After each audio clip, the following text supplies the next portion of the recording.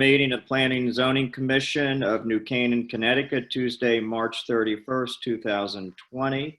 As we all perfectly know right now, due to the COVID-19 pandemic, this public hearing is being held via an online system.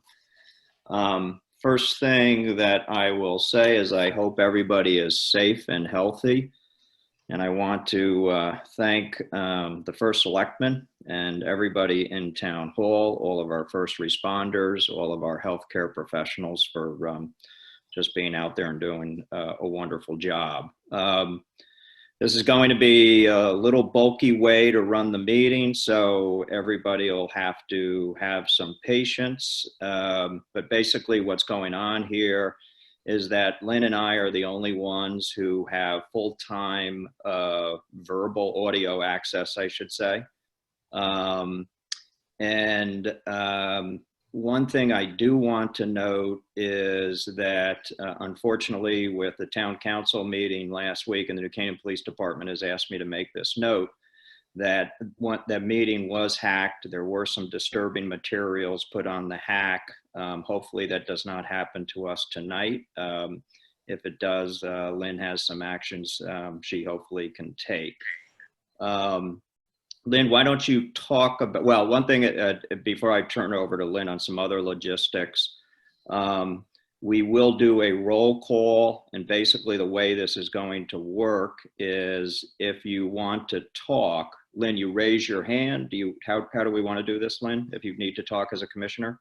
If you need to talk, just raise your hand in your window or on the bottom of your screen under reactions, there's a raise hand icon. So either one, I can see your window. So if you want to speak, that's how you have to, and I'll yield you the floor and I'll unmute you when you can speak. Okay, and when you are unmuted, we're told that you need to state your name, and we will be doing roll calls for both attendance. Here we are back in grade school, and we'll also be doing roll calls for voting purposes. Lynn, we've gone through everybody, but should I do a roll call nonetheless for attendance tonight? You can do a roll call. Okay. I'm here, John Goodwin, Jean Grzlecki. Oh, she can't. Wait 1 second. I have to unmute her. Unmute Jean. Right. Here. She's here. Okay.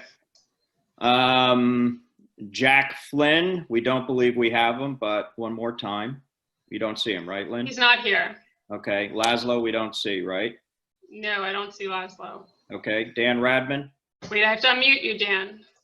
There you go. I'm here, Dan Radman. Thank you, Dan. Bill Redmond. Wait, I have to unmute him.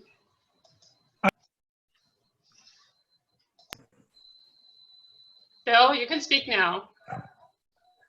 Yeah. Hey, just so you know, Lynn, I can unmute on my own, I think. Okay. Okay. Ken Turner. Wait, I have to unmute him. Present. Okay. Dick Ward.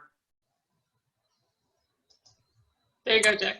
I'm here. I can only see 4 windows. Is that, am I supposed to see more than 4 windows? If you hit the gallery view, you can see more.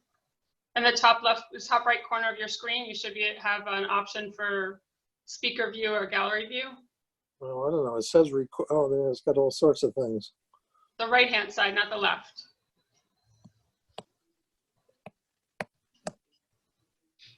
Participants.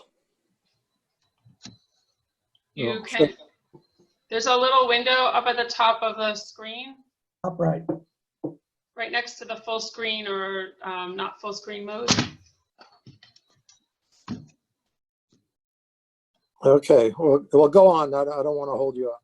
Okay. John Kriz. He's here. Okay. Krista Nielsen. Krista, you can speak. I'm here. Okay, great. And Claire Tiscornia. Here. Okay, great. Okay, seatings. Krista, you are seated for Laszlo. I'm going to be a little more informal tonight. And Claire, you are seated for Jack. Okay. Before we get going, I want to note that this evening we are losing one of our commissioners moving to South Carolina, and that's Bill Redmond. And one of the things first, a great big thanks to Bill for your years of service, 2 separate stints. Bill comes from one of the great families of New Canaan.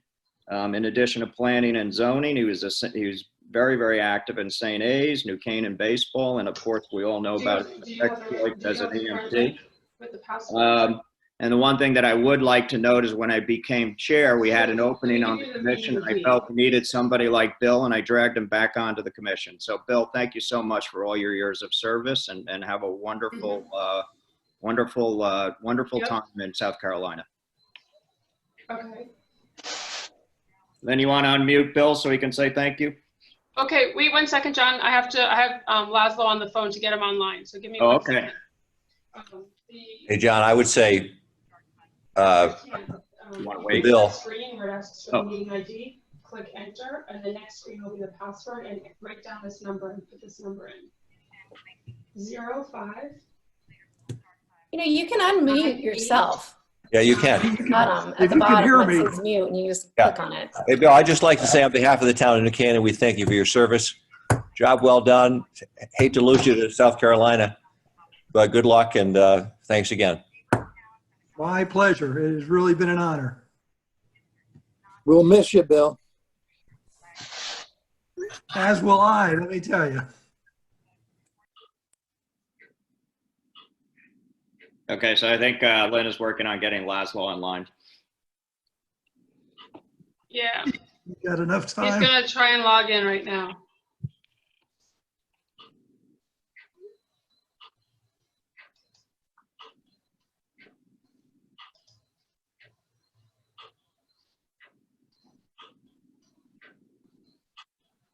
South Carolina. Low taxes. Oh, smart move. And pretty good weather normally. And golf. Lots of it.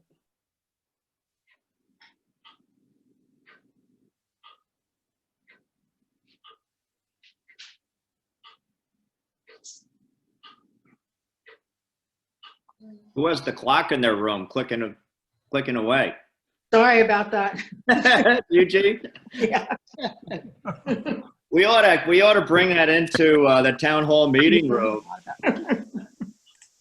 You know, this is the most interesting part of my day. Yeah. Are you muted? John? Kevin, you can speak now. This ain't working very well. Oh,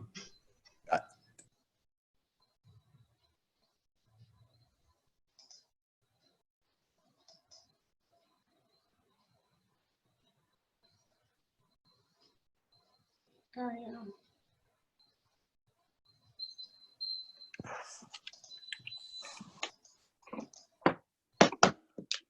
Lynn? Yes. Okay. Why don't you leave my unmute ability on so I can come back on later? Yeah, I'm not touching you. Are you, is the microphone on the bottom of your screen muted? Well, it says the host took away your mute ability, so you must be pressing something that mutes everybody again. Oh, sorry.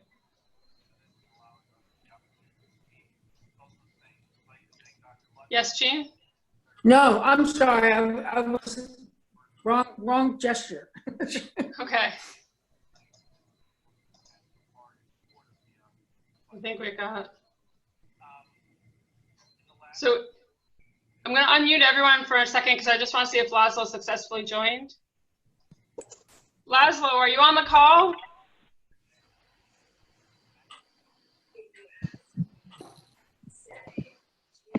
It's so funny because it's like you can see how technically inept people are. We can hear you. How many people text So we can hear you. Talking. Stop talking. Just go to like newcanaan.info and it's right there. Laura, we can hear you. Not me. Oh. So No, No, I think Other I Laura. stopped it.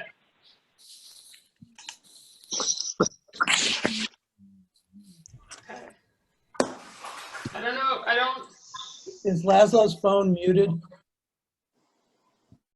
I don't see Laszlo on the call. He's Hey. showing up as a, As a what? as just calling. I don't even see his number. Well, there's, Maybe he's at Jack's.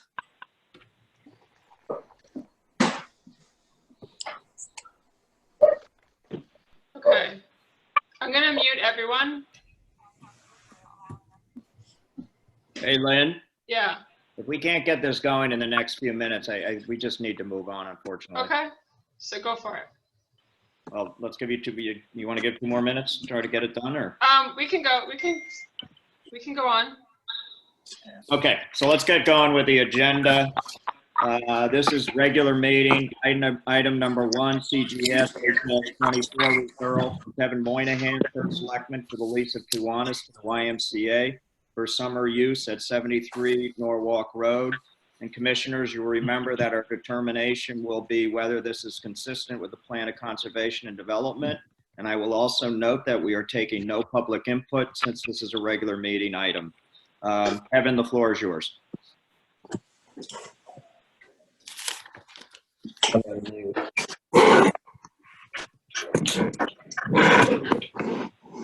okay, can you hear me now? Yes. If everybody else will mute their lines, please. Okay, down at Kiwanis Park, we have a house which for the past 12 or 20 years, I'm not sure which, has been rented to a town employee.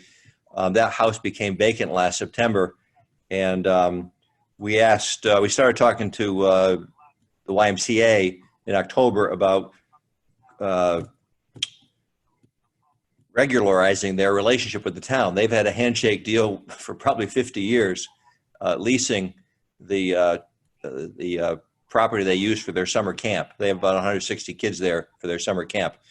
And the conversation was really around, do they want to use the house as part of their operation? They currently use the house, they currently use the adjacent part of the house for showers and bathrooms. And so the YMCA is interested in taking over the house to use as office space. And so we'd like to proceed to lease the house along with the other property to the YMCA. It's consistent with the use that it's had for the last 50 years to be part of the YMCA camp. And the alternative might be to demolish the house.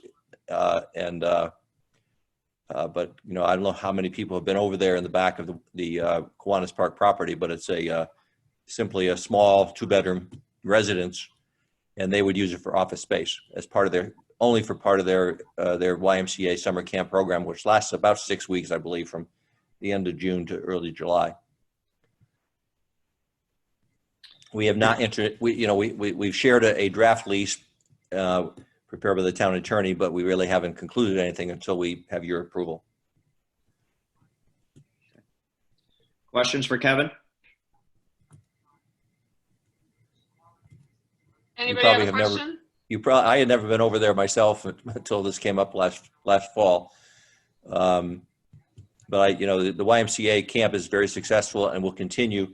It's just kind of amazing. We've gone all these years on a handshake and not a lease. Okay. Thank you, Kevin. Jean has a question. Hold on. Yeah, is this a 12-month lease, Kevin? No, it's just for the summer, just for the few months, Okay. just the summer months. They currently use the Mary B, which, ironically is owned by the Girl Scouts, not by the town, even though it's been on the town property. We maintain the building. Largely, they donate the money to do the repairs to it. But they've been using the Mary B cabin for their office space, and the house would be more conducive for their uses.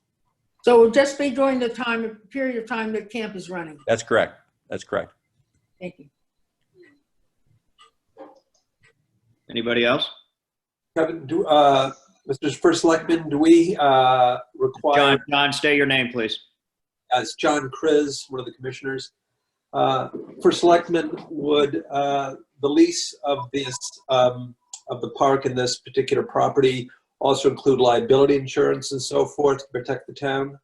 Yeah, that's one of the reasons I like to have an overall lease rather than a handshake. Greg Penzano, the executive director, acknowledged that their board agrees we should have a lease. They have plenty of insurance because obviously they have a lot of liability with their main building and their summer camp with swimming, et cetera. So yes, obviously we're going to, but the point is actually just from your point of view is the use. I mean, it would be part of the camp operation for the summer. I should have mentioned another possibility. If we did use it for this purpose, we could make it the animal shelter, but we have an animal shelter, which, but again, since the Y desires to use it and it is right at their camp, I thought the better thing to do is to make it available to them. Thank you. Oh, wait, Dan wants to say something. Go, Dan, you're unmuted. What's the condition of the house? Is there any repairs required, or will the town be responsible for any upgrades, or will the Y be taking it as is and putting money into doing whatever they need to do to the house? Well, Dan, I don't think, the lease itself is not this commission's responsibility. It's the use that I think you have to approve. Okay. I'm just concerned about more real estate being on the budget roll for the town. Well, but I don't think that's this commission's concern. We're going to increase the rent for the overall property, which hasn't been done in many, many years. Okay. Well, that's good news. And do you see anybody else? I don't. Does anyone else have a? And actually, we could be coming back to you. A larger conversation started in October, which because of the current crisis has been deferred now. We began discussing having possibly the YMCA take over the entire summer operation so that the few number of residents that use the pond in the summertime could be supervised or guarded by the Y employees, sort of a public-private partnership where they would manage the park for us. They have some interest in that, but given the current situation, they really have no desire to proceed right now. But for now, the only thing on the table is to allow them to use the house as part of their summer camp operations. The larger scope would be the pavilion and the entire operation, but we're not there yet. Anybody else, Lynn? Nobody else is, anyone else last? Okay, great. No one's. Okay, Kevin, thank you. Commissioners, do I have a motion? So I'm gonna unmute all the commissioners so we can take a vote one at a time. Okay, So just give me a second. okay.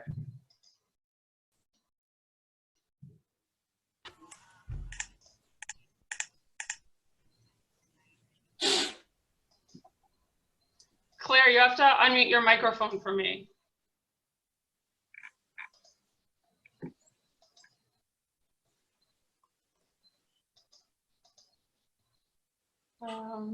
I think we got everyone. So do you want to call out their names or do you want me to? Well, I need a motion. Oh, that too. So do I have a motion for that the lease of Kiwanis to the YMCA for summer use at 73 Norwalk Road is consistent with the POC, Plan of Conservation Development? I think I see Mr. Chris. Yeah. I so move Yeah, that. just the residents, John. Just the residents, right, sorry. I so move the lease of the residents on Kiwanis Park to the YMCA for their summer camp is consistent with the Plan of Conservation Development. Okay, do I have a second? Second. Okay, Give I it the bill. give it a bell, or go, old time's sake. Further discussion of the motion, anyone? Okay, I would say this is consistent generally with, with the use and the benefit of the town with what's being done at Kiwanis, and this seems like something necessary and logical.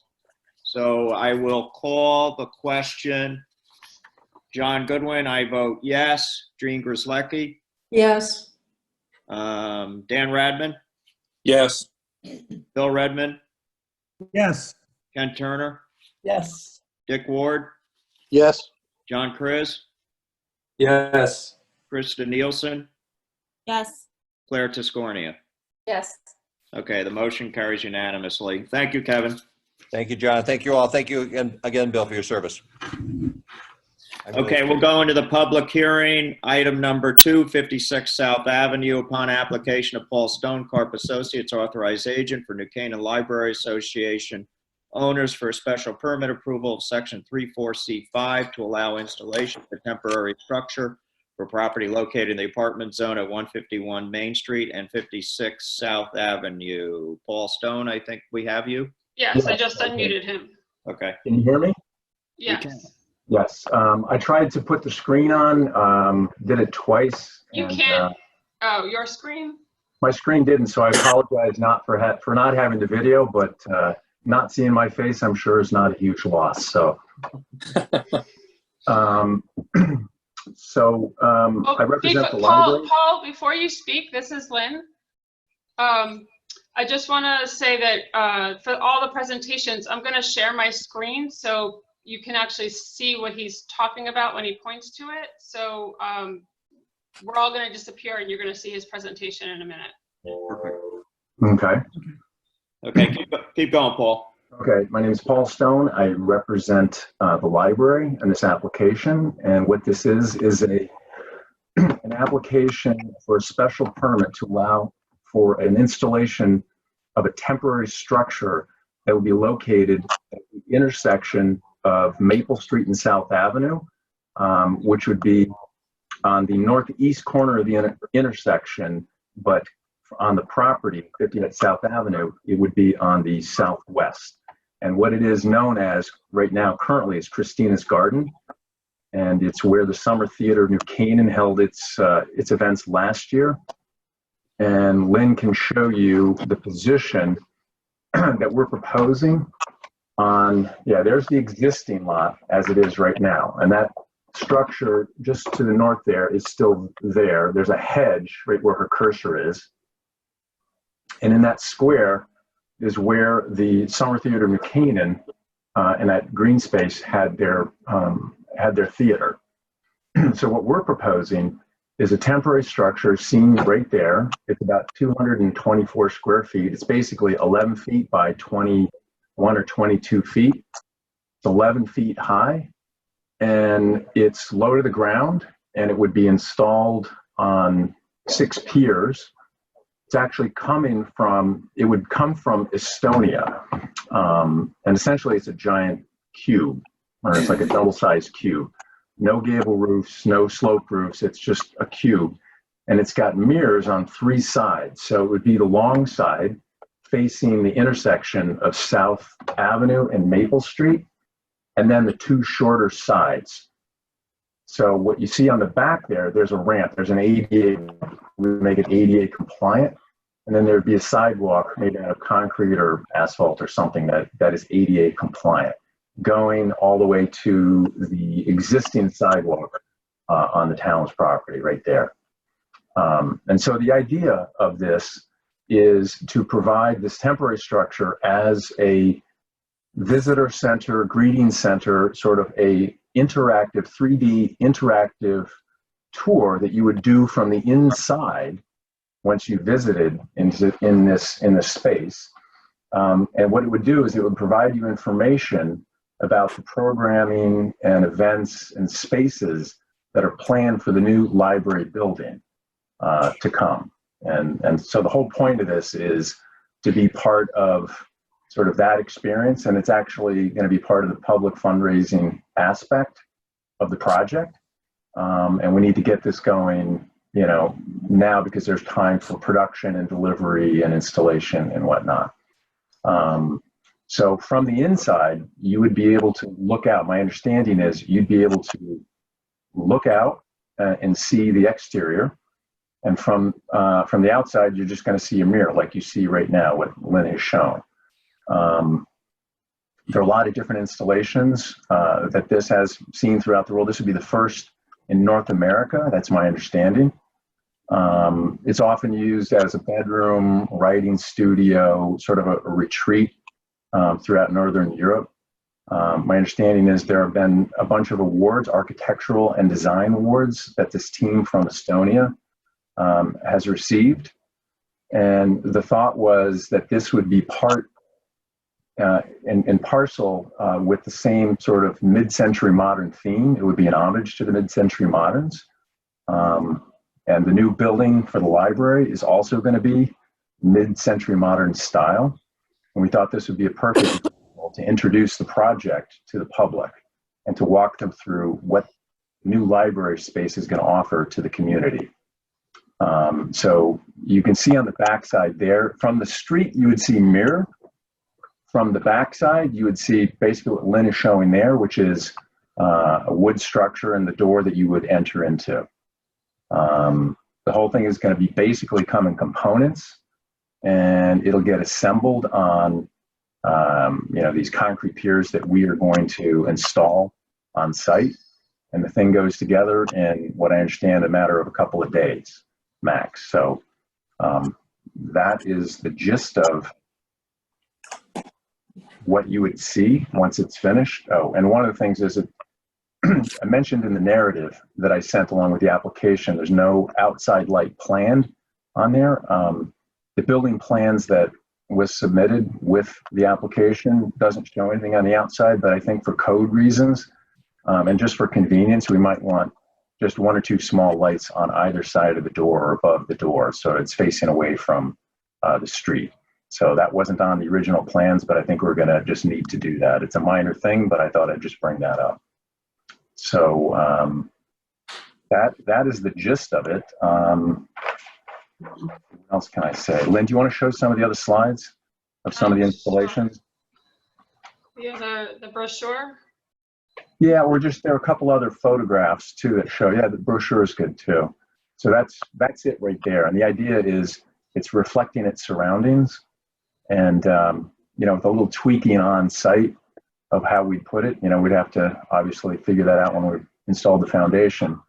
But we do it so we'd maximize its visibility, but also maximize sort of a sweet spot with the green that would be reflected off of that. In other words, the lawn in front of it, we'd want to capture some of that. So what we proposed on the survey showed with the existing in this zone, it's the apartment zone, 25-foot setback. Thought we would just use that as a guideline, and we may push it back slightly, but that's basically where we'd like to see it sited. So you can see I think there are a couple of other photographs too, Lynn, in other situations. We've not on the brochure, I think, Lynn. I think there's one or two others in the slide that I sent. House plans. Let me get that. Right on the lowest one, Lynn. On the lowest one, if you go down right there. This one? Yeah, try that one. So if you scroll through that, you should be able to scroll through it. So this is what I uploaded. I'll hold on. I have to share it. I have to share it separately for that one. Okay, that's not a big deal, but you get the idea. That's essentially it. It's pretty straightforward. Again, it's temporary. It is not a dwelling. There's a single room in it. I had a conversation with the chief building inspector about what they would expect. They confirmed that it should be ADA compliant, which we captured on the proposed survey. Since there's no dwelling, there's no bathroom, there's no kitchen, it's just one big open room. It's not a dwelling. We would be fine just as presented from his perspective. Okay, So, commissioners, questions for Paul, and please state your name before you ask the question. This is Claire Tiscornia. Paul, how temporary is this with concrete walkways and 6 concrete piers getting installed? So we're thinking it would be about a year, I could get you a more exact time, but right now, the plan was construction to start about this time next year, but obviously we've got a few other things we'd have to do. So that may fluctuate one way or another, especially in this virus world we're living in. So not exactly sure. We don't expect too much variation from it, but the key ingredient here is that it's not a permanent structure, because that's the new building has to go right where it is. So it would have to move to make way for it. Thanks. Is that John? Oh. No, not me. Chris? More question. Oh, John Chris. And then Kent, I think had. Dan Radman's on. Dan, do you have a question? Yeah, I was Paul. I was looking at the website for OOD Design.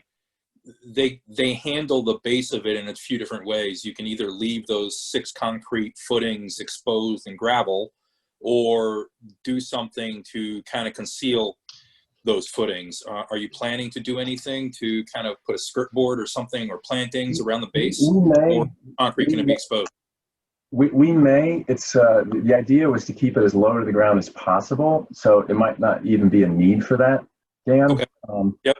That was just the general rule, and the basic idea is to have it sort of just be coming out of the ground. We didn't want to expose it. And some of the photos that you saw, because the grade kind of slopes off, if you go through their website, you probably see some have stone around the base of it. Yeah, I do. Obviously, a permanent structure there. It's not the intent here, of course. So, but it's a very level lot right there. It's very flat. So the thought was to keep it as low to the ground as possible. That's the intent. Also, you mentioned the lighting. I personally, I think this is a great little architectural introduction to that corner. Rather than putting any kind of lighting on the building, you might want to consider maybe a couple of bollards on the outboard side of the ramp and platform that you enter, rather than attaching anything to the actual box. Yeah, I mean, we could look at that. The building plans, which are part of the submission, show interior lighting that's going to come with it. We're going to have hire an electrician to go along with that, but we can certainly entertain, that idea. It was more to just get people in and out at night, even though it's not anticipated it'll be open then, just for, I guess code reasons. We actually are going to be coming off, and you're going to see it. You can see it in the proposed survey. There's an existing electric stanchion that I think was put up. It's there right now. I think it was put up for the summer theater last summer. We were just going to come off of that and just feed it in that way. So bollards, maybe. I'm not sure exactly what's coming with everything. They gave as much detail as you see in the application as far as what comes from the manufacturer. This thing, basically the idea is that it's very, it's very high in the cool factor. It's just, great. It really catches the eye, and we thought it would just be a great intro. And so just trying to maximize that, keep it low to the ground, nothing on the outside, any light. If we were to put it on the back where the door is, it wouldn't be visible from the road because it would be on the backside, facing away from the streets. Yep. Hey, Paul, it's Kent Turner. Hi, Kent. On the interior lighting. At night, if there is a light on the interior of the structure, will I be able to see that? What's going to prevent this from not becoming a billboard? Well, the intent, my understanding is the intent is it's only going to be open when the library's open. So when the library closes, it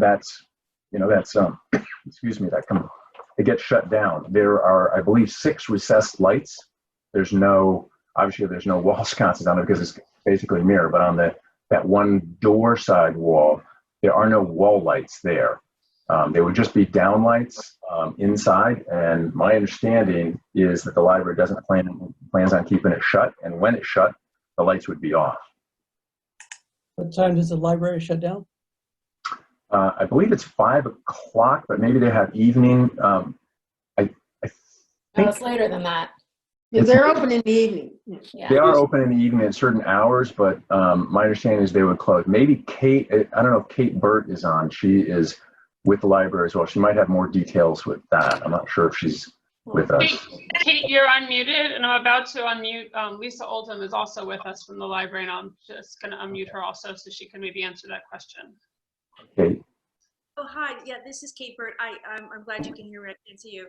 Right now, the plan is to have this utilized during the day from the hours between 10 and 2 p.m. We will be giving, tours of the house into an augmented reality experience with about 10 people at a time inside the house. And we estimate that it'll be open for about 4 hours a day.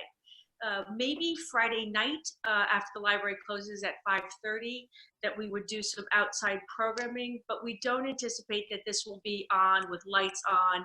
I actually saw it.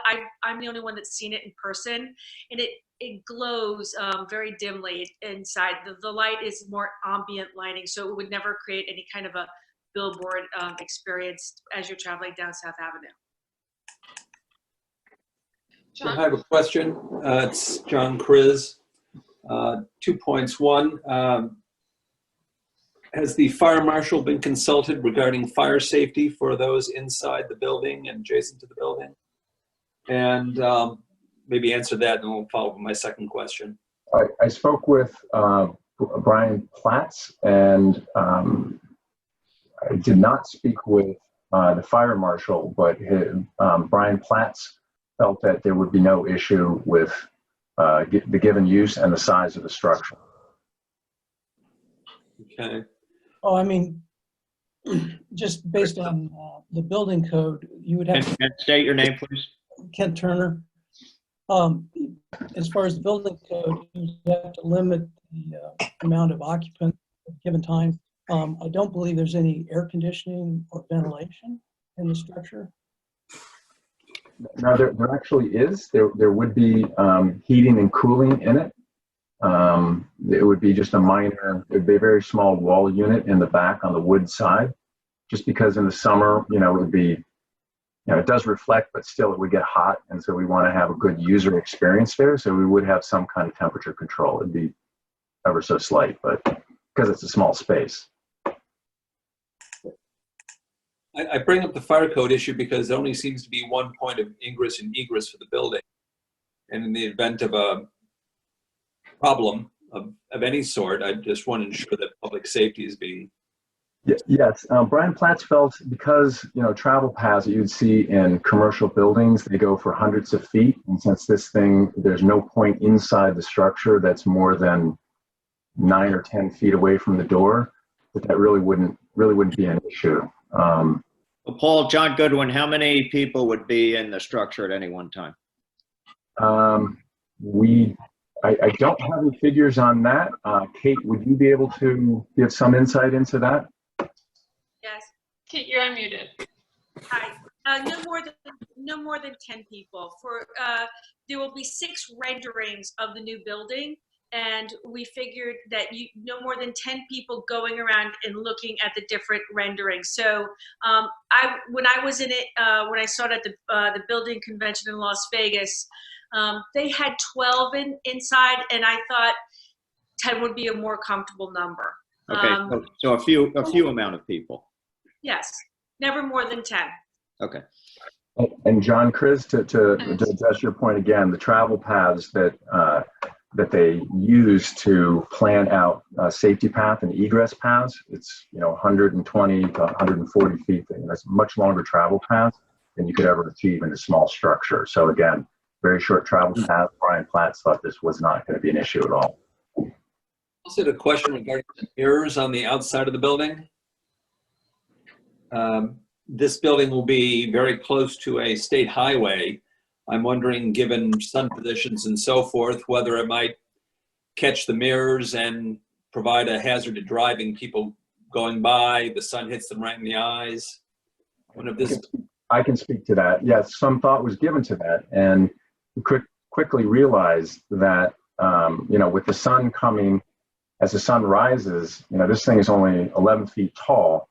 It would be reflecting down because as the sun rises and sets, for that matter. On the east, you have the library. On the west, you have St. A's. And when it's up high, it would be reflecting down into the grass. So that really would be a non-issue. So it would, in any, city and urban area, you have highly reflective building surfaces, that people can, it could actually catch the sun a lot more easily from, the higher structures, because it's a much bigger surface area.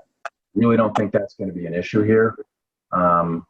Sun glare is a common thing, even, when you have on highways, and I just don't see that happening given the orientation, the fact that it's not that large a surface area, and then people deal with sun glare and whatnot all the time. And they work through that. That's not an issue. A quick question, Dick Ward. Yes. What is the material of the mirror? Is it glass or is it metal? Is it sufficiently strong to avoid, somebody throwing a rock at it? I believe it's a polycarbonate. I don't know the exact technology, but I suppose you'd have that danger on any, structure with windows, just a regular double hung window anywhere. Somebody could throw that. I don't know exactly what the material is, but whatever it is would be, it's safe. So could somebody throw something at it? Yes, they could, just like anything else.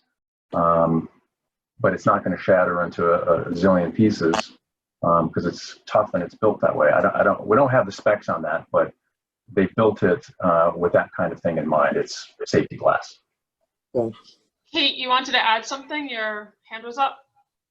Thank you. The only time that the company has experienced the glass breaking is when it was being moved by a forklift. So, it's almost like the Tesla experiment where, when I was there, we threw golf balls at it. So it is this very high carbonate mirror that's been tested over and over. So they've never had one broken yet, except when a forklift by accident dropped it.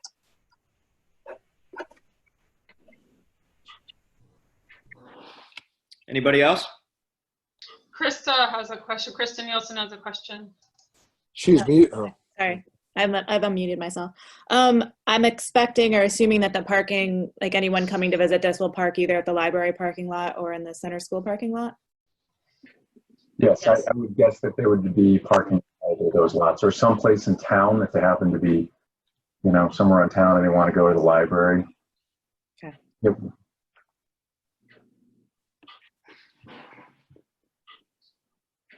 Anybody else? Will this be used in some manner when the library is completed? Will it be a component of the new design in the library somewhere on the lawn? For the record, that's Dan Radman. Sorry, Dan Radman. I don't believe anything's, Kate, maybe you can speak to this, but I don't think it's part of the new library building plan. It is not, and in fact, we have people that have shown some interest in purchasing it. It would be an incredible she shed or a pool house. The Oud company was very excited. How we actually came upon them was convincing them to come to New Canaan because of the glass house. So this is just a learning pavilion, if you will, to share our new plans for a period of time, definitely less than a year, and it will be removed from the library property. It will not be part of the existing designs that you've seen in any way or form. Got it. Thank you. Okay, anybody else? John Goodwin, question for Paul, or any of the three of you. Your timing, how urgent or not is it for us to make a decision this month? I think, Kate, we wanted to get that in by Memorial Day. Is that correct, Kate? Yes, it is, obviously because of what's going on, it's fluid. But it is to leave Estonia within the next few weeks. We were hoping to have it for the Memorial Day parade, but because of COVID, we can't. Nobody can guarantee. But that was certainly, the plan is to have this up and running over the summer. Okay, thank you. Thank you. Anybody else from the commission with questions? John,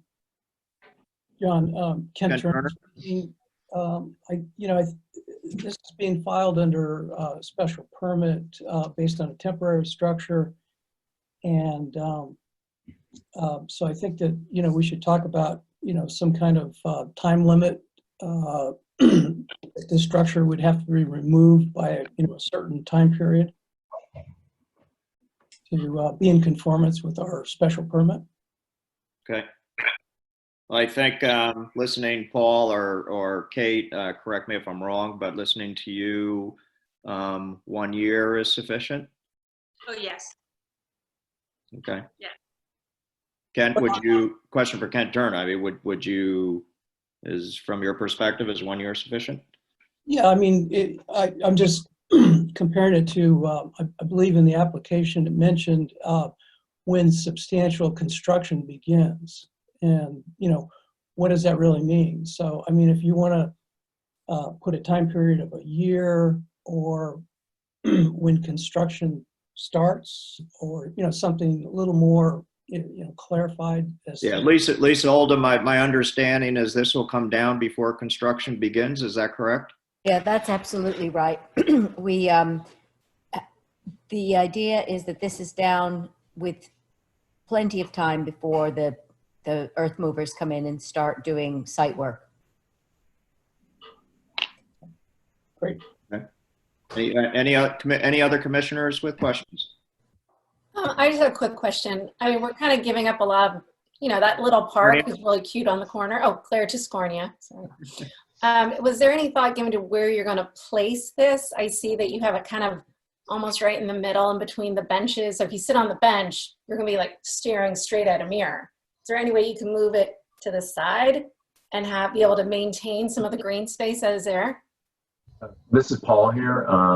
And Claire, the reason I cited it where I did was to get close to the setbacks in that area. We could certainly tweak that and slide it back one way or another if we think it looks better or is better positioned or it has a better feel to it.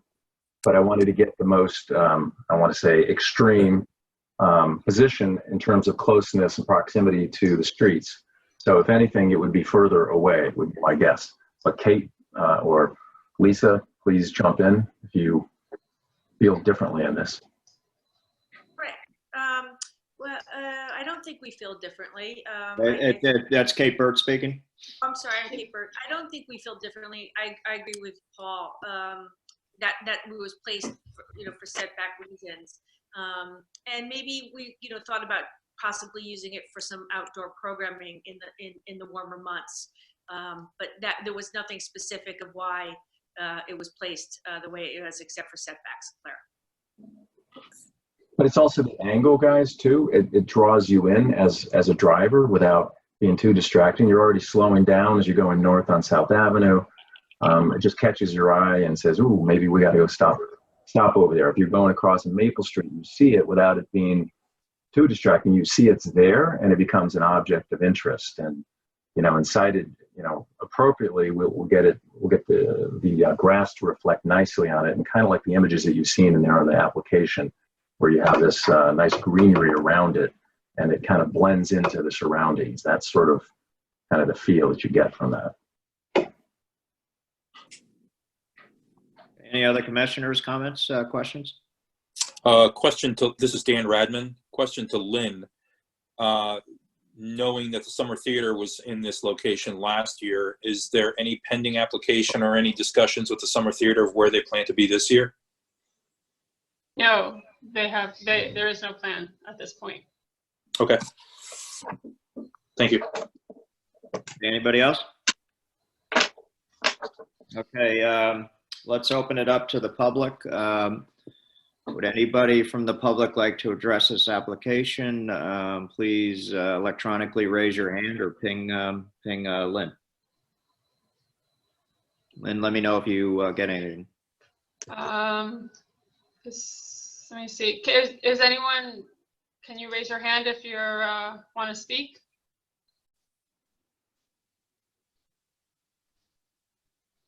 Is there? Would you want to say anything? Are you trying to say something, Laura? No. Sorry. Okay.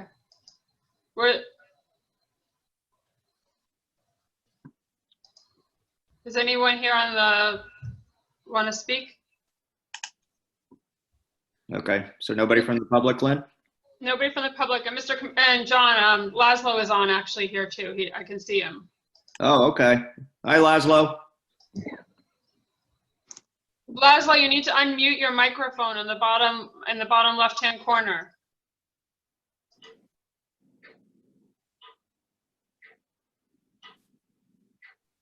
Okay, commissioners, I'd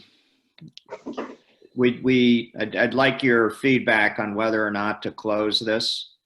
On one hand, we certainly, these are strange circumstances to say the least. We obviously would like to do the best job possible at getting public input. And we certainly know that the plans for the library are of great import to the public. So we have a choice where we could keep this open till next month and provide opportunity for additional public input.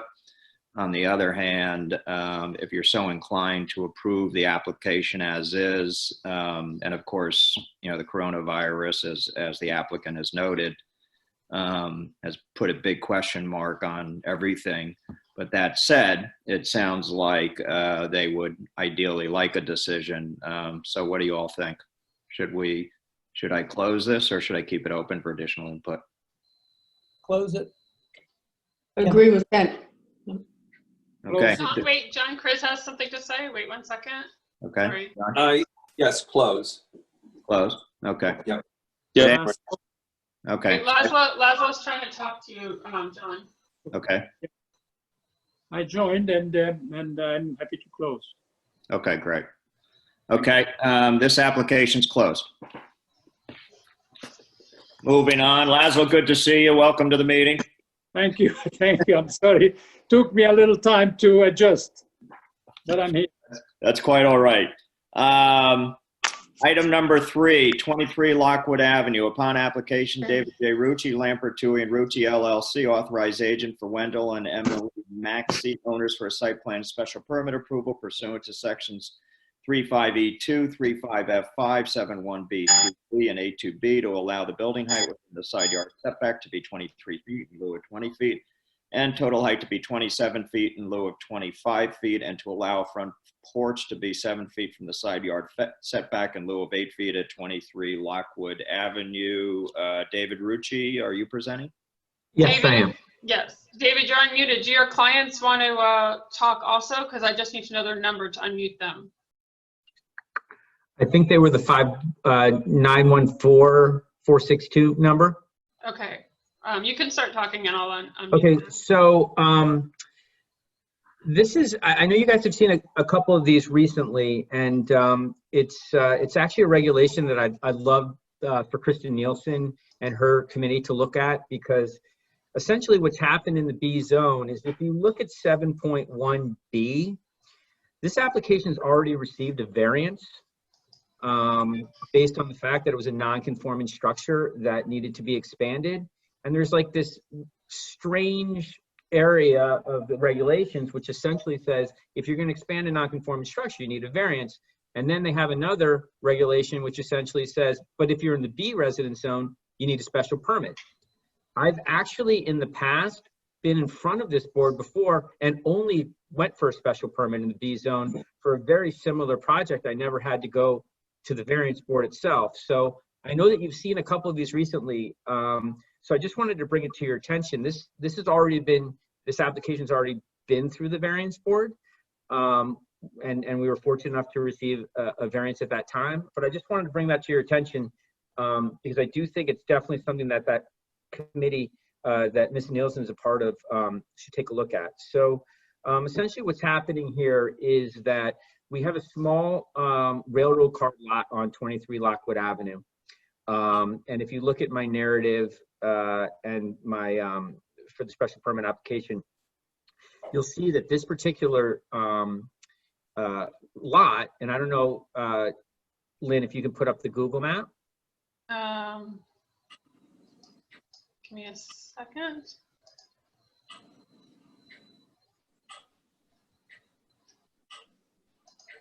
So essentially what's happened, we're looking at one of the oldest actual subdivisions in New Canaan. And you'll see that the highlighted Google map here is the property that we have. And interestingly enough, the house itself is about a quarter of this property is under a land lease to the lot below it. So there's actually a lease whereby this particular piece of property rents a certain, that's exactly right, Lynn, thank you, where the arrow is going. Rents a piece of property up and through 2040 from the property below it. And that's where that shed is that you can see at the time. You'll note that this lot is, it's actually very small if you took out that lease piece of property. And when you look at the rest of the neighborhood, I just wanted to show that most of the other houses are, have a little bit larger lots, except for really the ones off of Brinkerhoff, which tend to be more narrow like this particular lot. So the lot itself, if you'll just move to the map, please now. Existing survey. So here's the existing survey, and you'll see it's a little easier to see now, that shaded area, that's the leased area. And you'll see that we have this about 5,822 square feet on this piece of property. It's a very small house with only about 757 square feet of footprint. And essentially what we're trying to do is to build backwards.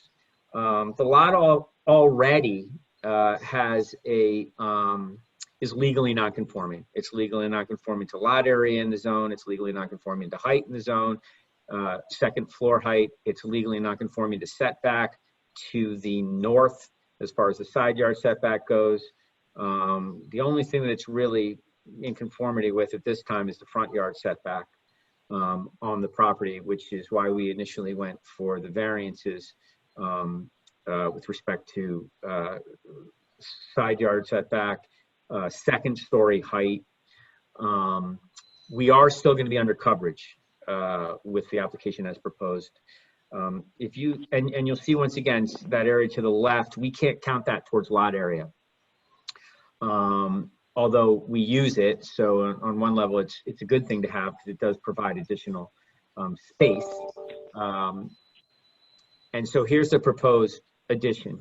And you'll see that we sort of follow the northerly property line here along the back. And we stay within all the setbacks. The height itself is going to stay the same, the same levels as the height that we have today. Essentially, you have a 1915 house there that we're, renovating to make it a little bit more in conformance with what's in that neighborhood. We're adding about 652 square feet to it. And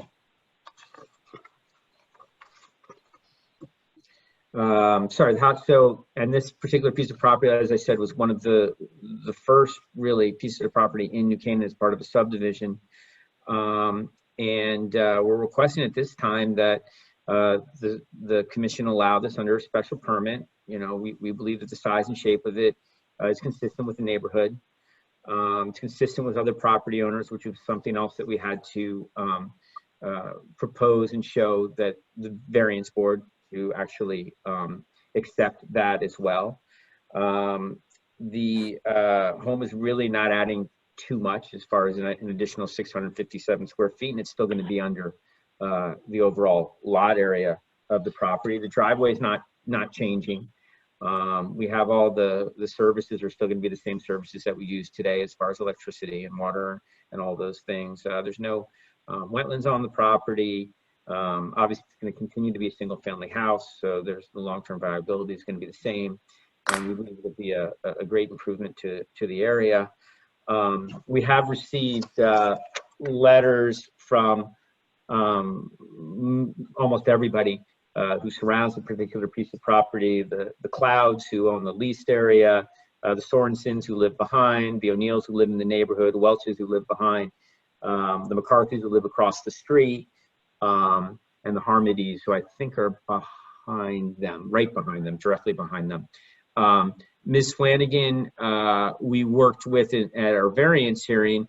She had some concerns about some screening, and she was great to work with, and we have reached an agreement with her outside this commission, outside the variance board as well, just to put in some additional screening and improve a fence on that particular side of the property.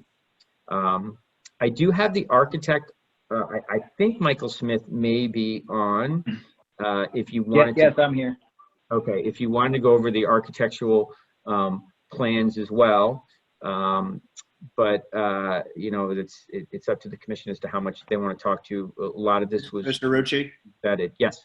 Yeah, maybe if the commissioners have questions for the architect, they can ask the architect. How's that sound? Sure. Is that okay with you? Okay. Absolutely. Okay. Commissioners, questions, the application?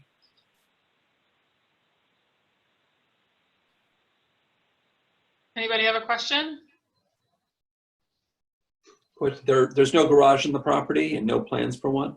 John Chris speaking. Sorry, yes, John Chris speaking. No, there's not. It looks like the entire, it's John Chris speaking again, the entire building is going to be reskinned with clapboards, is that correct? Yes, that's correct. Michael, just introduce your name. Sorry, Michael Smith from Michael Smith Architects. So essentially, it looks like a bit of an engulfment plan. It's John Chris speaking again. I'm sorry, say that again? It looks, John Chris speaking again, it looks a bit like somewhat of an engulfment. It's not meant to be negative, but simply that the entire look of the house is going to be changed with the intended addition. Yes, yeah. Yeah, right now the house has old windows and vinyl siding and a porch that was kind of tacked on sort of haphazardly. So we're going to try to pull it all together as we from a design perspective, as we add on to it. Thank you. This is Dan Radman. What is at the ground floor level sheet A2, you've got the basement and foundation plan. There's a sitting wall and an unexcavated area adjacent to the house. It looks like a foundation for something. What is that? I'm not on the videos. Let me pull up my plans. Dan, what sheet was that again? Sheet A2. Keep going.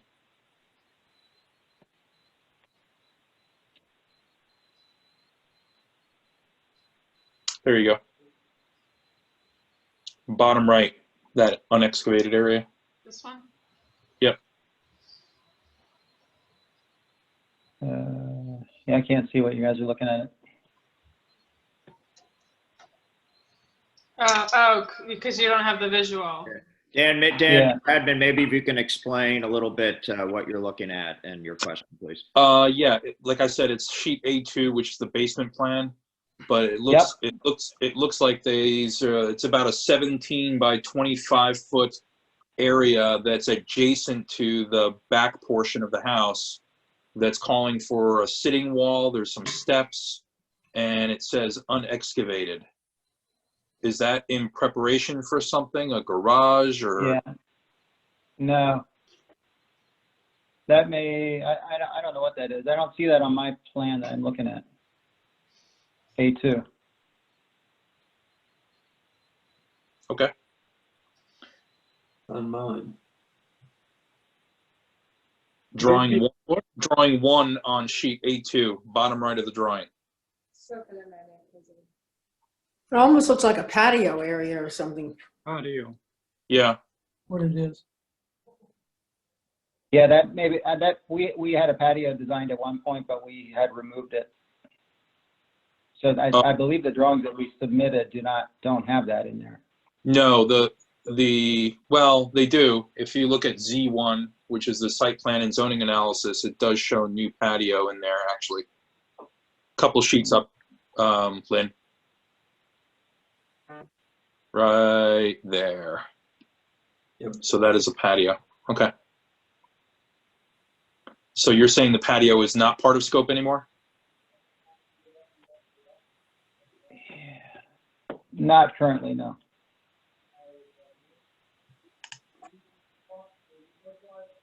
Okay. So then to that end, staying on that sheet that you've got up there, Lynn, how is the driveway supposed to work? Because right now it's showing a driveway dead ending into that patio with there's no garage, there's no parking area, there's no ability to do any turnaround. The driveway exists right now. It's calling Yeah, there's no way for, to turn around at the moment. it's calling for the existing driveway to be removed and new crushed stone driveway with curbing to be added.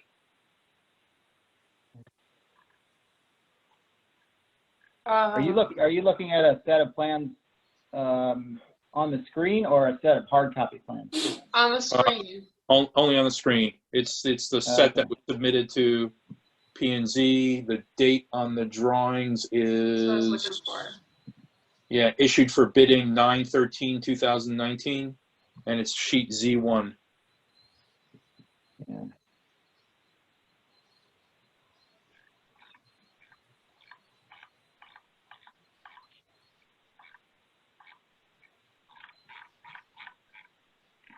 Yeah, because what we submitted has no patio on it. I think David might have given you the wrong file maybe for the presentation. So there was a patio there. We're not doing the patio. So that I can see that how that might be confusing. But we are cutting the driveway back a little bit so we can walk up to the new porch. Okay.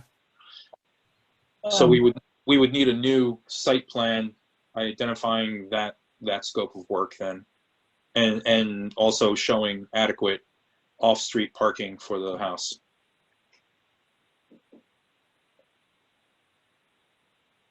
Dan, hi, it's Ken Turner. If you look at the exterior elevations, sheet A6, it shows there's a little kind of a knee wall where that patio area is. We have to get this, clarified.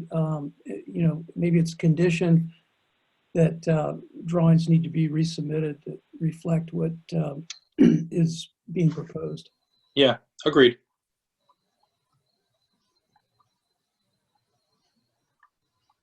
Yeah, I think we should just, David, I think we should just double check that because I think the drawings that were submitted were correct. I think, because this is not what we submitted to the ZBA. And I think maybe the file that you're looking at on the screen may be incorrect.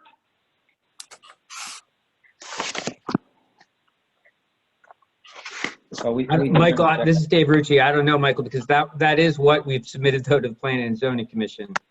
So if there's something wrong with this plan, then we're going to have to either resubmit it, or we're going to have to confirm what's missing in this plan or what's not in this plan. Because I'm not sure why they would be different than the ZBA plan. Yep. Yeah. There was never any. There was only one plan. Yeah. The only difference in this plan that I'm looking at, that you're looking at, is that I'm looking at now is the patio. That was removed from the scope for the, and that's not intended to be in the scope. So one of the questions that Mr. Radman asked then is specific to the driveway and the turnaround. So is that something, is that a different sheet? Is there something that shows that area differently? No, the driveway shown on the proposed is correct. We're cutting the driveway back. So we're keeping the driveway exactly where it is, and we're cutting it back to where the steps are. But currently there's no way to turn around there anyways. It's just a straight run driveway.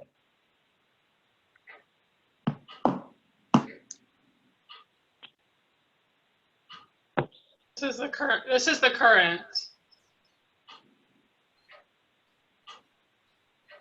So I think, Commission members, this is Dave Rucci. What's happening is that all that's happened is since that the rear of the renovation is sort of coming out towards the driveway, a portion of it. So what's happening is that driveway is not changing in any way as far as additional circular access or anything like that. It's just being shortened more towards Lockwood Avenue.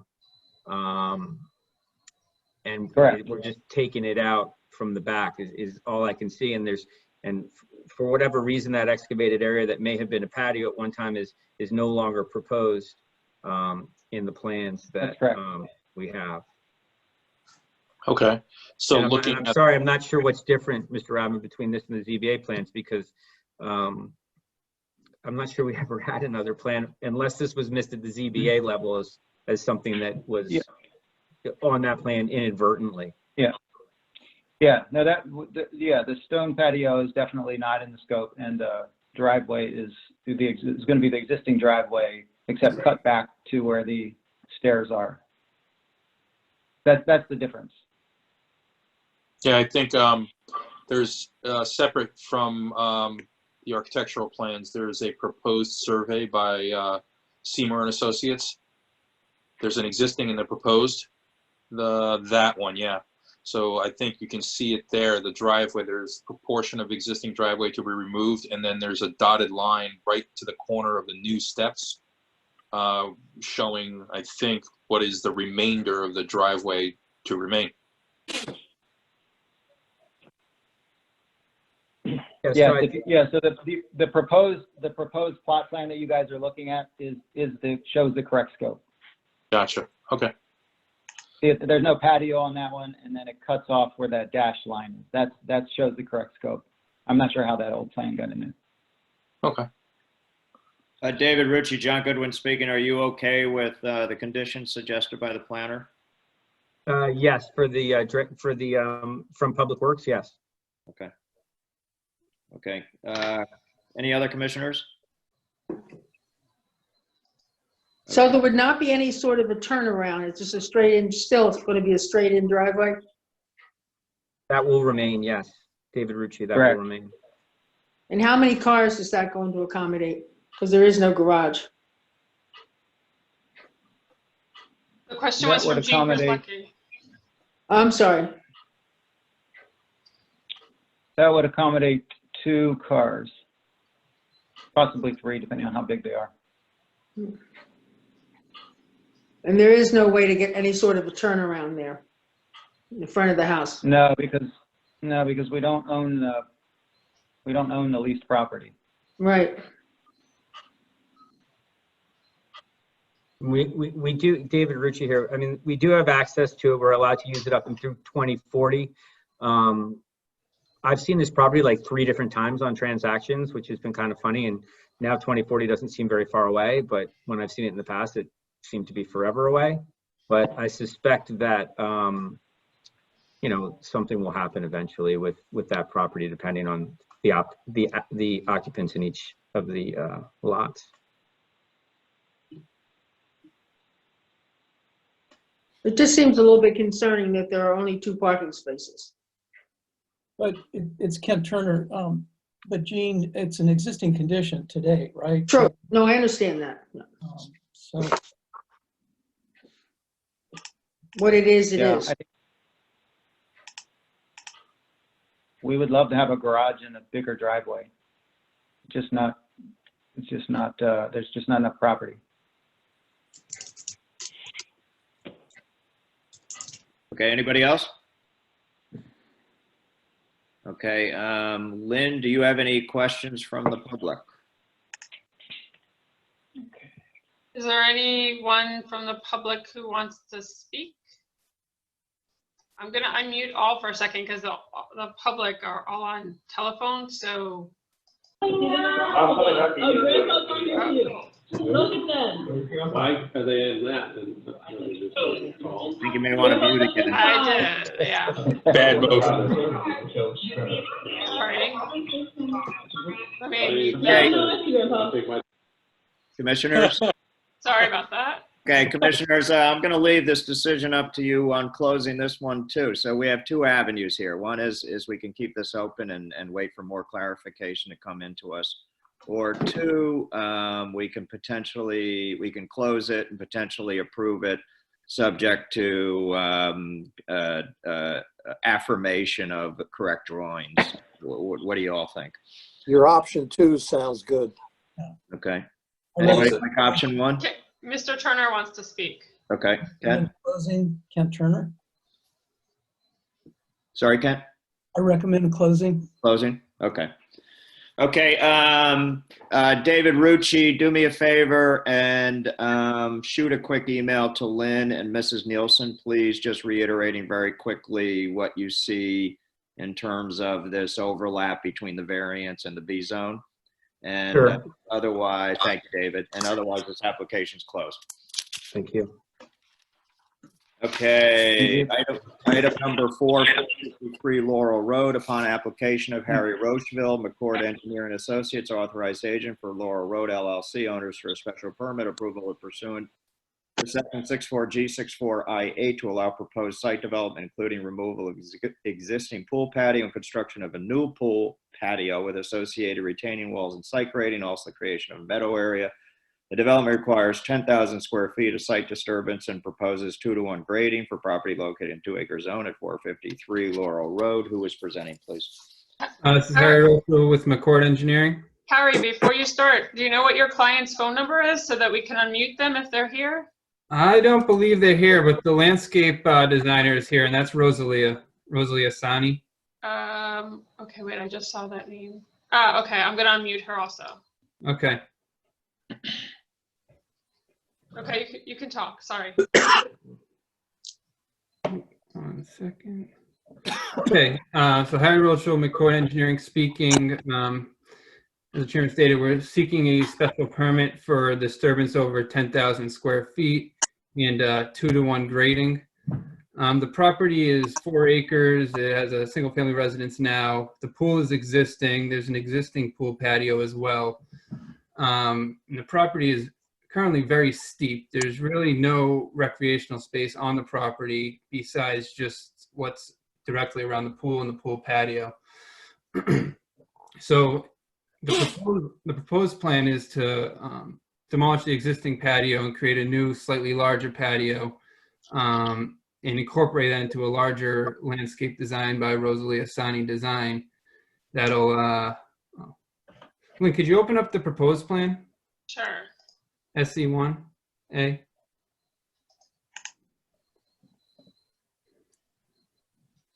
If you could just zoom in on the pool and the area directly around the pool. I don't think I can zoom in, but this is the area. Yeah.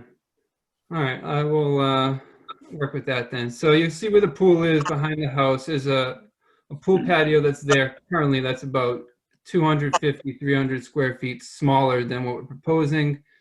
And also just north of the pool, you'll see there's an existing retaining wall that'll be extended and will be incorporated into the design of the pool patio. So there'll be sort of a sitting wall on the north side of the pool.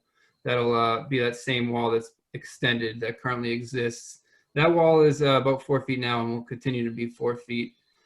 The walls to the east and the south of the pool will finish with grades on each end of the L, and at the middle there will be approximately 5.8 feet tall. We understand a zoning permit will be required for that, and if this plan were approved for special permit, we would submit a structural engineer drawing for that wall for the zoning permit being larger than 4 feet. The 2-to-1 grading here is proposed because the property is already very steep. There's spots on the property that are already greater than 2-to-1. We're just trying to, by using 2-to-1 slopes in our design, we just want to limit the amount of earthwork and filling that'll be required. And also, if we were to go less steep than 2-to-1, our retaining wall just gets pushed further and further down the slope and creates a taller wall than what we already have at 5.8 feet. So we're trying to minimize those two aspects, the filling and retaining wall height. And that 2-to-1 grading is only for a horizontal distance of 8 feet, so 4 feet of vertical change, and is incorporated into lawn steps that sort of transition from the pool south to the rest of the yard and the pool north to that lawn area, and then to the east as well to the rest of the property. Aside from the pool work, there's a meadow to the southeast that's being created in an open field, 7,000 square feet. This was already approved by Kathleen Holland at Inlands Wetland because portions of it are within 50 feet of wetlands on site. And this will be creating a meadow area out of that open field just to give the homeowners, somewhere to go on the property that's not as steep, and also it's a beautiful property that is underutilized just because of how heavily wooded it is, and this will give them some additional space to have recreation back there. Did you want me to go on to the planting plan or the? Sure, we can go there now. And then also with the 2-to-1 grading, we want to make sure that's stabilized. So this plan shows how it will be stabilized during the 2-to-1 grading, stabilized during construction, and then also post-construction with the planting plan provided by Rosalia that you're shown here. Both those hatched areas are where the 2-to-1 grading is occurring, just east of that lawn, north of the pool, and then east and south of the pool patio itself. And I think there's a planting schedule that's off screen, so that'll show the plants that'll be stabilizing those slopes post-construction. As I said, during construction, there will be a jute mat down to stabilize while they're still constructing. And if you have questions, Rosalie, you can speak to that later. This image board that she just brought up shows the concepts that Rosalie has used on different properties. You'll see the slab steps, which is the majority of the reason why the 2-to-1 grading is proposed, because those steps sort of work with that grading. And then the pool right to the north, right above those steps in the middle of the screen, I believe is actually the pool that's on site now. And also to the left of that, you'll see an aerial shot of that pool. So that covers the 2-to-1 grading portion. The rest is for the 10,000 square feet of disturbance. That meadow area is creating 7,000 square feet on its own. And just to recreate that, extend the retaining wall north of the pool and create a flatter area up there. We're already above 10,000 feet with that. I believe the total disturbance is around 15,000 square feet for the property. And we'll have silt fence and slope stabilizing blankets will be installed during construction to protect the wetlands, any downstream neighbors. There's no drainage proposed. All additional impervious area nets out under 1,000 square feet. Any existing roof leader pipes that will be affected by the construction, we're going to improve the outlets of those and try to make it a better site than it is now. I think that pretty much covers everything I wanted to hit. Be happy to answer some questions. Questions, commissioners?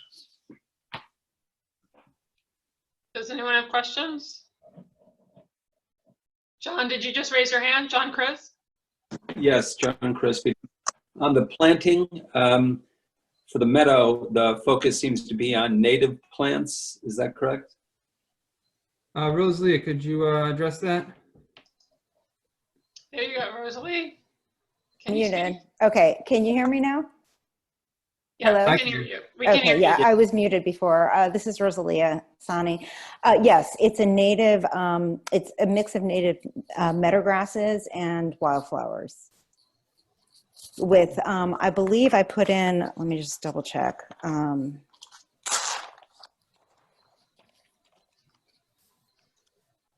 Yeah, so it's a mix of low-growing grasses like sheep fescue, creeping red fescue, little blue stem, things like that, and then a pretty decent list of perennials. And then we put in to get the first year going an annual mix, which is not native, but that's only going to last for the first season.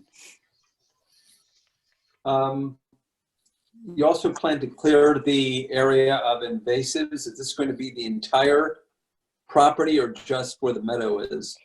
Just the meadow. I mean, the property is very well maintained, except for that field. That field is overrun with invasive weeds, mostly woody weeds. And so it just needs to be restored to health. The rest of it is pretty well maintained. There aren't really a lot of invasives throughout the whole property. The woods are very healthy. Everything on the property is generally pretty healthy, with the exception of that chunk of it. I noticed that some of the plants you're planning to install for the property line screening in the upper lawn are all exotics. I'm wondering why the mix of exotics as well as natives, especially wildlife-friendly natives. trying to understand the juxtaposition. Oh, well, they have a big deer problem over there. So, you know, for the screening plants, you know, we selected plantings that can handle the deer. It's spruces and arborvitae. And the arborvitae that is native, the deer do eat, so it's the other type. Yeah. Okay. Has the homeowner been in touch with, for example, the pollinator pathway folks and others regarding some of the plants for the meadow that can be particularly wildlife friendly, or I'm wondering how they were chosen? No, actually I've installed this meadows like this a number of times, and I installed one actually in New Canaan maybe about 9 years ago, with tremendous success. So I'm familiar with the pollinator path people. I've heard of them, but I do not believe, well, I haven't had any contact with them. And I don't believe he has as well. There's one final question on the retaining walls that will be visible. Those will all be retaining walls with natural stone? Yes, there's actually a wall plan, I believe, that was submitted that actually shows some reference images of the styling of the wall. It's a stone wall that will have kind of a dry look, but it'll have, you know, it'll be a mortared stone wall with a proper footing.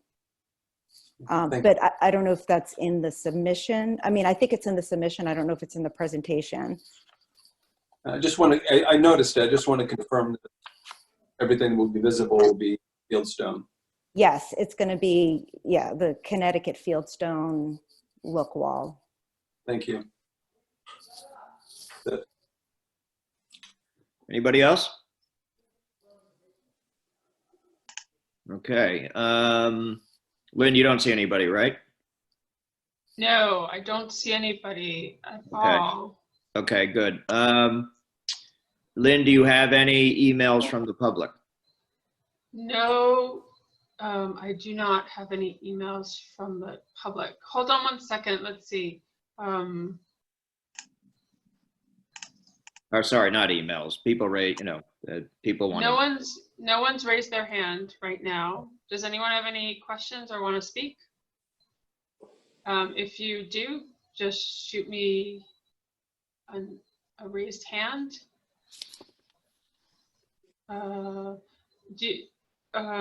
Harry, do you know a Joyce Liu or a William Tang? Would they be neighbors? I don't have the abutters list in front of me, but the name does not ring a bell. Okay. Hello, this is William Tang. Yes. I'm just here to listen in on the committee meeting. It's for a requirement for Boy Scouts. Oh, okay. Yeah, sorry. No worries. Okay, this application's closed. So commissioners, let's move on to the regular meeting. Item number 5, let's make some decisions. Item number 2, 56 South Avenue. Do I have a motion for approval or denial? It looks like you have like a hand for Mr. Kriz for a motion. Okay, John? I just unmuted you, Mr. Kriz. John Kriz, I move that we approve the application from the library with one proviso, that the fire commissioner examine the proposed structure and be satisfied that public safety is being safeguarded and it meets all fire code issues. Okay, do I have a second of the motion? Second, I wonder if John would approve adding on that with the time limit would be a year. And if that ran over, we would have to come back. Gene, should it be 1 year or commencement of construction, whichever comes sooner? That makes sense, yeah. Okay, John, is that acceptable to you as motion, as conditions?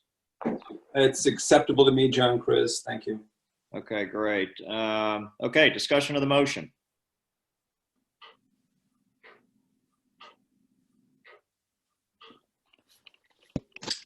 I think it's going to be a great addition to that corner and a very unique and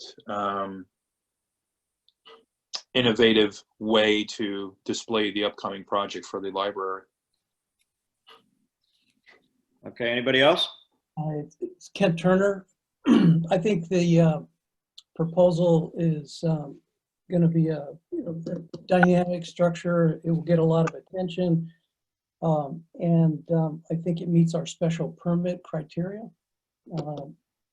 4.B.3, that there's no adverse effect resulting by the use of the structure as far as no signage and no. Okay, anybody else? Dick Ward, I mean, the mere fact that it is temporary, I think removes any concern or serious concern that one might have, because it's not going to be there for long. Okay, anybody else? Okay, I'm going to. Claire Tiscornia has her hand raised. 1 second, John. You're unmuted, Claire. I would just say that I like the project. I think it's a good idea for the library, but I would just, we're talking about the library, right? Yeah.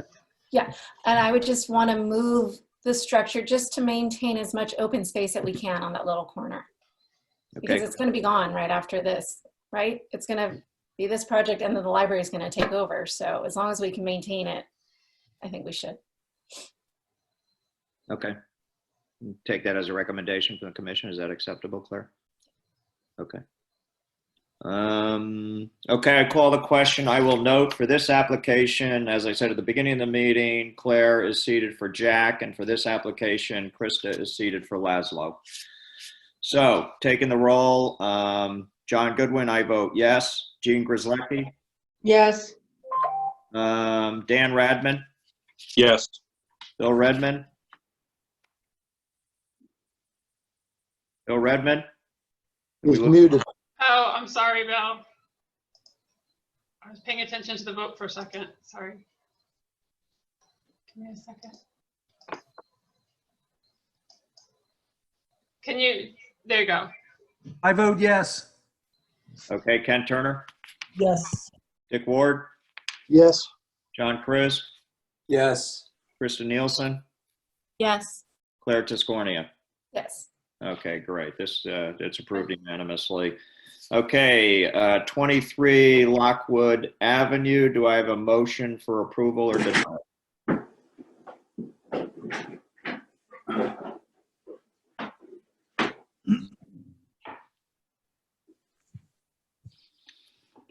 John, Ken Turner, I'll motion for approval. I think that the addition to the residence is, well done. It will improve the appearance and make the residence more functional, and it's very compatible for that neighborhood. Okay. Do I have a second? Second, and I would say that it meets all of our special criteria, permit criteria. Great. Anybody else? I would suggest that the comments made by the town planner with conditions be included. Okay, good point. Jean, Ken moved it. Ken, is that acceptable? Yes, it is. Okay, great. That was John Chris making that point. Yes, sir. Else? Okay. And we also have to make sure that we have the correct map. Yeah, exactly. So Ken, do you want to address that, please? Yes, the drawing should be revised to show the elimination of the footings for the patio, the knee wall for the patio, and any representation. Great. Thank you, Ken. Anybody else? Okay, I'm going to call the question. John Goodwin votes yes. Jean Grzelewski? Yes. Laszlo Papp? Yes. Daniel Radman? Yes. Bill Redmond? Yes. Kent Turner? Yes. Dick Ward? Yes. John Chris, Yes. Claire Tiscornia. Yes. Okay, great, unanimous. Okay, 453 Laurel Road. Do I have a motion for approval or denial?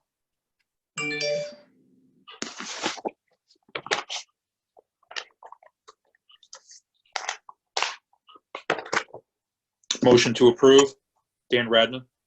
Do I have a second? Second, John. Who was that? John Chris, second. Chris? Okay, great. Dan, reasons for approval, please. I think the proposed plan is sympathetic to the rest of the property and the current pool and design of that exterior area in the rear of the property.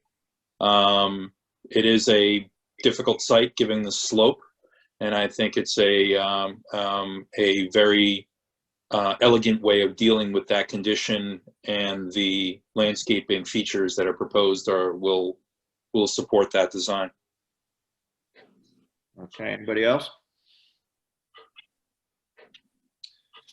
Okay, I call the question. John Goodwin votes yes. Jean Grzelewski? Yes.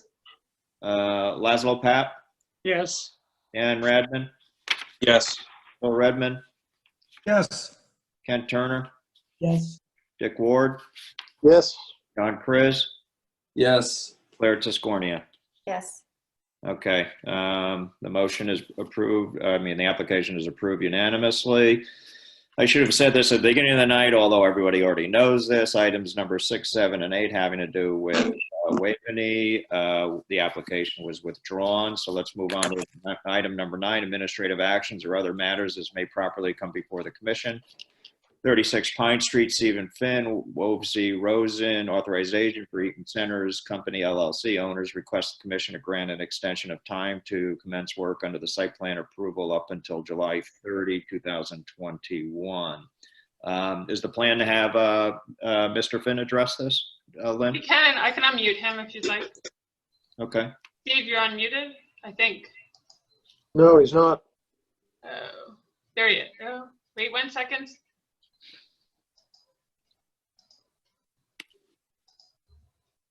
Unmute your microphone at the bottom of your thing. There you go. How's that? We can hear you now. Good evening, everybody. Steve Finn from Wofsy Rosen, Questing and Kiriansky, representing Eaton Centers Company LLC. I was not planning on speaking tonight. I think this is fairly straightforward.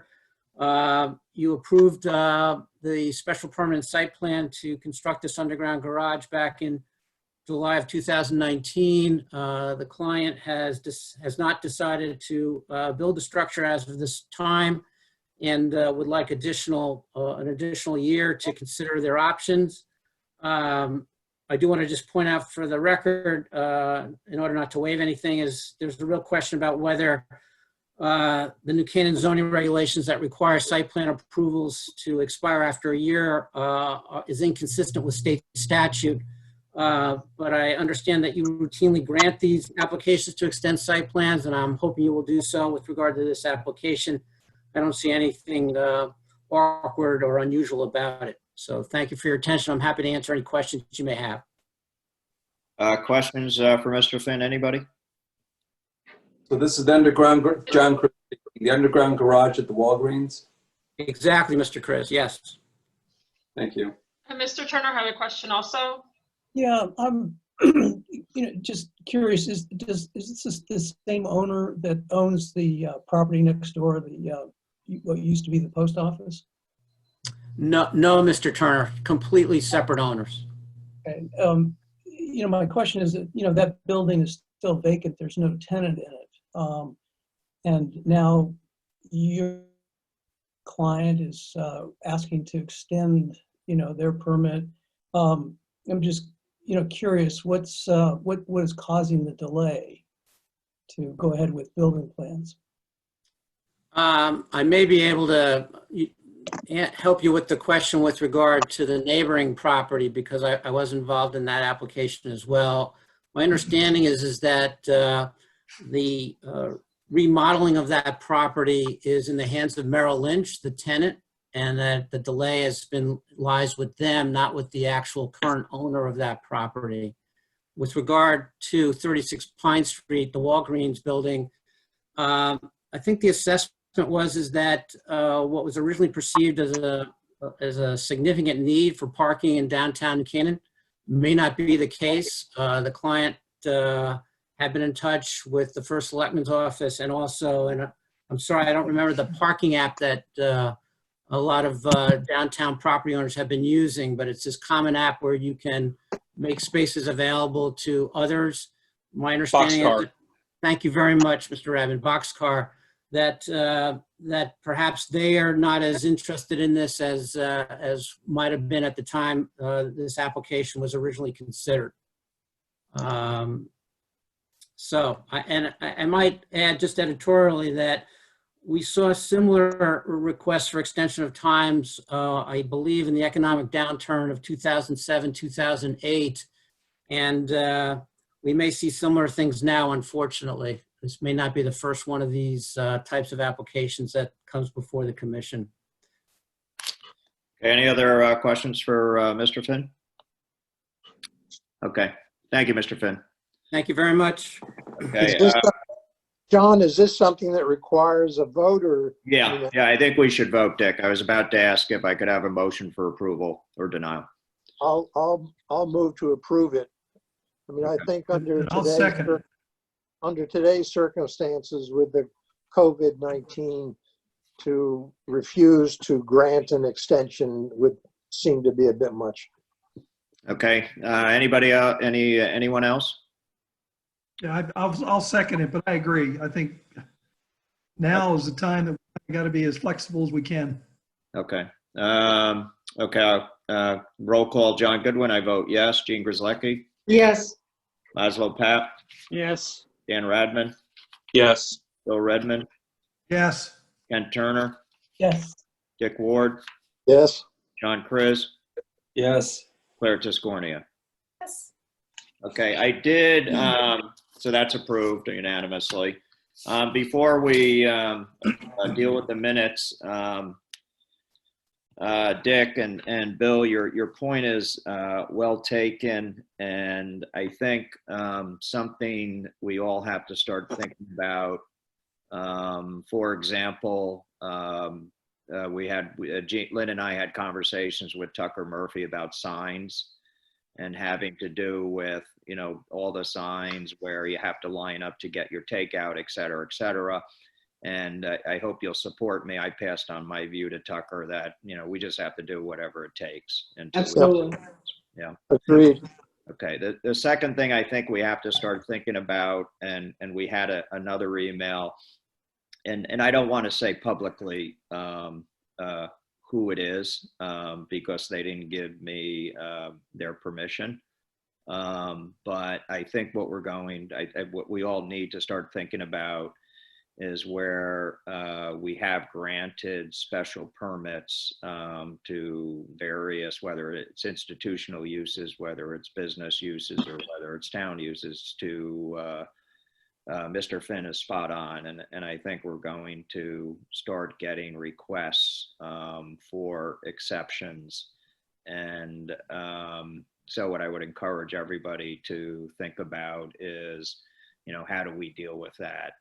In the case of this one use, they were talking about one exception. And what I recommended Lynn to do is to go back to them and say to them, well, you know, put together a plan.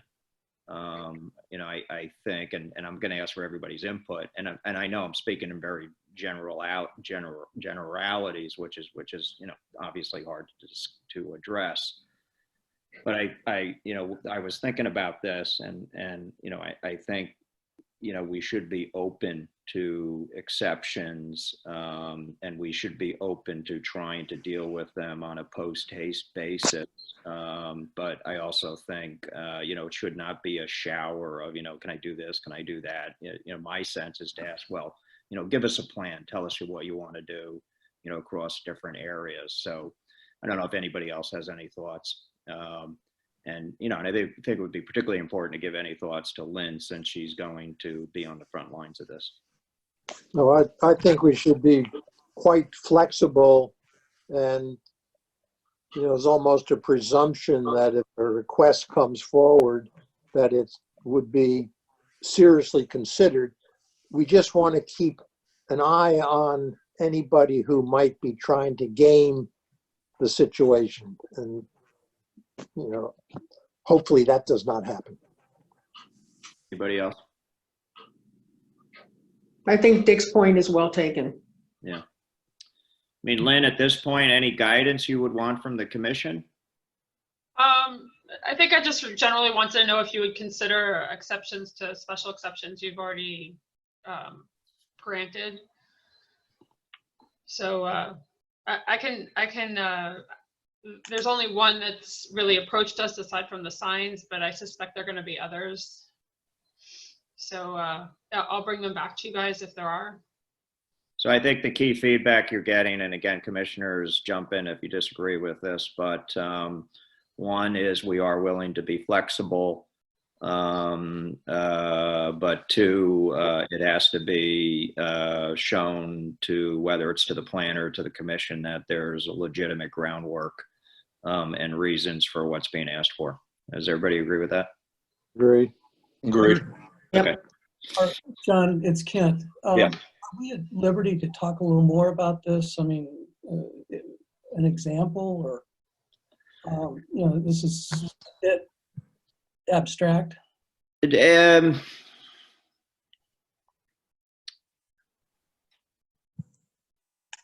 I guess. I think the Glass House is very concerned about their revenue stream for obvious reasons. Mm-hmm. And I think they will be looking for some flexibility potentially as to events they could do or types of events. But I think I really don't have a heck of a lot more information. So I'm not trying to, keep something too close to the vest. Mm-hmm.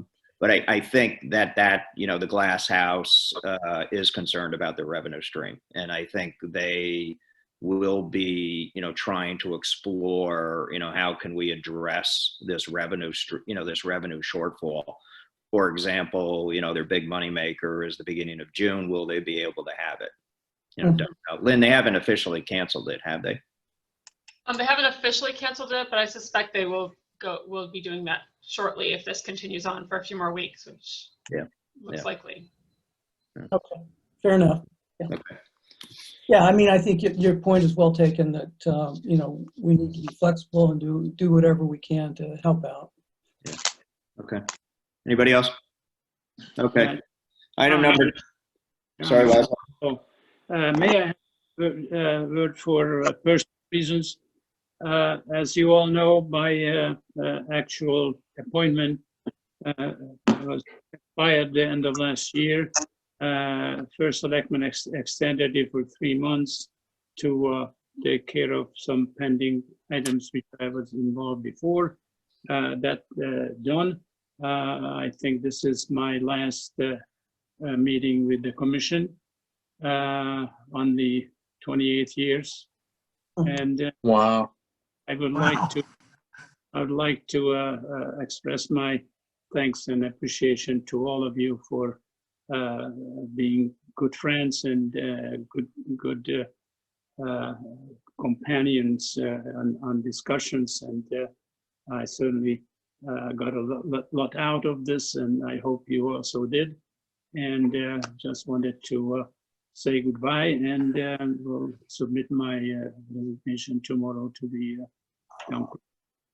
Well, Laszlo, I have to be brutally honest, which is we dragged out the beginning of this meeting trying to get you into the meeting because we wanted to. We wanted to honor you. We had the first selectman all ready to go to kick off the accolades. But let's go ahead, and I have a few things to say, but I think, Jean, you have some things to say. I think it's been a real honor for us to serve with Laszlo. I think he's been a wonderful mentor just in his behavior and the way he's handled everything over the years. And it's been my great pleasure to have worked with him, and most importantly, to have him as a friend. I thank you. I thank you. Likewise. Yeah. I think under Sorry, normal circumstances, we would want to host some kind of a party for Laszlo in view of his many years of outstanding service. But in today's world, what, more than 5 of us couldn't even meet at one time. So I'm afraid. I raise my virtual glasses. Honor each of you. Cheers. Cheers. Well, Laszlo, the town of New Canaan has a gift of appreciation for you that we will be getting to you. And I also want to say, you know, for 11 years, I sat on the commission and I observed your leadership. I observed your creativity. I observed your integrity. I observed your love of this town, your caring, and the occasional needed discipline. I've always said, as a chair, the only problem I had with your service was you left me a bar that was too high. But you know, I echo your caring. I think, you know, frankly, you are one of the great heroes of New Canaan, and your mark on this town your marks on this town, your assistance in the development of this town. Quite frankly, I think it will be here forever. And to Dick's point, I am making the commitment that when we are able to get together, we will be having a night to honor Laszlo. Thank you, John. Agreed. It's my greatest pleasure that I am putting all of this, what I had, in your hands, and couldn't be in a better hands. Thank you. Appreciate that. Mr. Chair, I have a picture. I don't know if you can see it so well. Of the actual logo that the town got. It reads, "With gratitude, Laszlo Papp, for your dedicated service, town of New Canaan planning and zoning 1971 to 2019." There you go. Bravo. Wow.